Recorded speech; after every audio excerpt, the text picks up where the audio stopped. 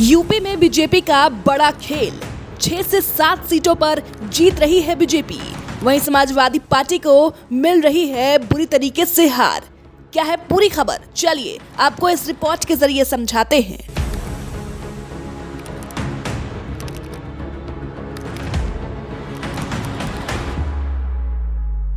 UP में 9 विधानसभा सीटों पर हुए उपचुनाव के बाद बीजेपी और समाजवादी पार्टी या फिर यूं कहें कि एनडीए और इंडिया अलायंस दोनों ने ही क्लीन स्वीप का दावा किया था। फाइनल जनादेश किसके पक्ष में आएगा, आज कमल खिलेगा या साइकिल दिखेगी, ये तो शाम तक ही क्लियर हो पाएगा। लेकिन अभी के रुझानों की अगर बात करें तो समाजवादी पार्टी 2 से 3 सीटों पर आगे चल रही है, जबकि बीजेपी अच्छी खासी सीट माने 6 से 7 सीटों से आगे चल रही है। दूसरे राउंड की मतगणना में बीजेपी प्रत्याशी धर्मराज निषाद 1154 मतों से आगे चल रहे हैं। वहीं बसपा के अमित वर्मा 3627 वोट से चल रहे हैं। वहीं सपा प्रत्याशी शोभावती वर्मा को 5342 वोट मिले हैं। यूपी की 6 विधानसभा सीटों पर बीजेपी आगे चल रही है। 2 सीटों पर सपा और 1 सीट पर रालोद प्रत्याशी ने बढ़त बना ली है। सपा करहल और फूलपुर में आगे चल रही है। इन सभी सीटों पर दूसरे राउंड की मतगणना चल रही है। वहीं कुंदरकी में भी बीजेपी बढ़त बनाए हुए है। बीजेपी प्रत्याशी रामवीर 3200 वोटों से आगे चल रहे हैं। सीसा मऊ में भी बीजेपी आगे चल रही है। वहीं सपा की नसीम सोलंकी लगातार पीछे चल रही हैं।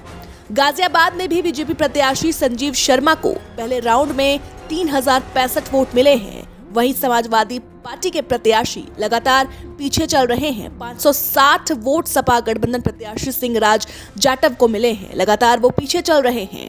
करहल सीट पर भी बड़ा उलटफेर देखने को मिला है। जी हां, सपा के तेज प्रताप यादव पीछे हो गए हैं। वहीं बीजेपी के अनुजेश यादव आगे चल रहे हैं। इसी तरह सीसा मऊ में भी सपा की नसीम सोलंकी एक बार फिर से आगे हो गई हैं। बीजेपी प्रत्याशी सुरेश अवस्थी पीछे चल रहे हैं। खैर सीट की अगर बात की जाए तो खैर सीट पर भी बीजेपी के सुरेंद्र दिलेर लगातार अच्छी खासी सीटों से आगे बढ़ रहे हैं, जबकि समाजवादी पार्टी के प्रत्याशी लगातार पीछे चल रहे हैं।